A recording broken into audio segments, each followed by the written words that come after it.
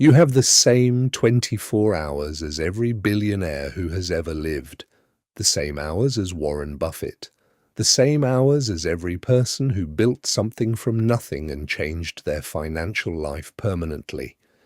And yet, the gap between their results and most people's results is not measured in hours. It is measured in something schools spend almost no time teaching. Something most people never discover until it is too late to make full use of it. It is not time management. It is time perception. The way you see time and the decisions that perception quietly drives every single day. Here is what the wealthy understand that almost no one else does. Time is not a resource you manage. It is an asset you invest. And like every other asset, the return depends entirely on how you deploy it.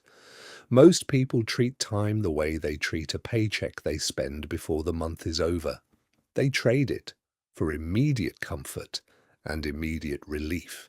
The hours were spent, but nothing was built. Gary Keller, founder of Keller Williams and author of The One Thing, spent years studying the habits of the world's highest performers. What he found was not complexity. The people building the most were doing the least in terms of variety. They chose one high-leverage activity, protected the time they gave to it, and repeated that choice long after it stopped feeling exciting. Not busy, focused, not trading time for money, investing time for compounding returns. This brings us to the first thing schools never taught you about time: leverage. When you trade an hour for a fixed wage, you get a one-to-one return. 1 hour in, 1 hour's payout. That is time as a commodity.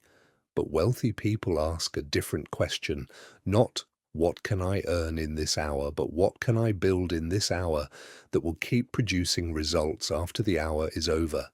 A skill, a system, a piece of content, something that generates a return beyond the time it took to create. The second thing schools never taught you is the real cost of waiting. The compounding principle applies to skills and knowledge exactly as it applies to money. Every year you delay building something valuable is a year of compounding you will never get back. The cost of waiting is not zero. It is the return you gave up by not starting.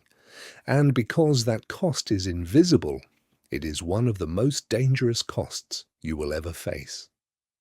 Stanford University's research on delayed gratification showed that the ability to see time as an investment rather than a cost predicted long-term income, health, and career achievement more than almost any other factor measured.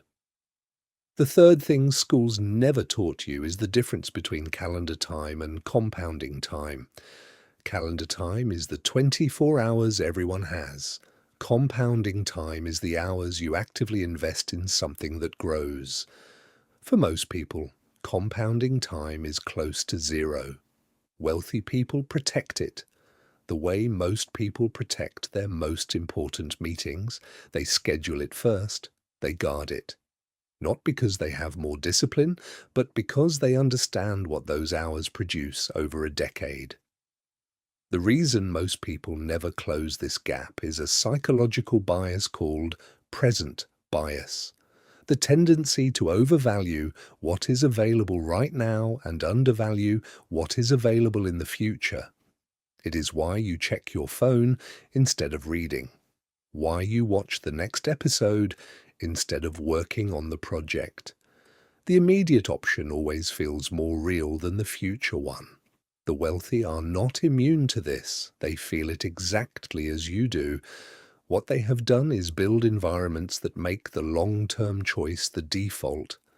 They block compounding time before reactive time fills the calendar. They add friction between themselves and low-return consumption, not through willpower, through design.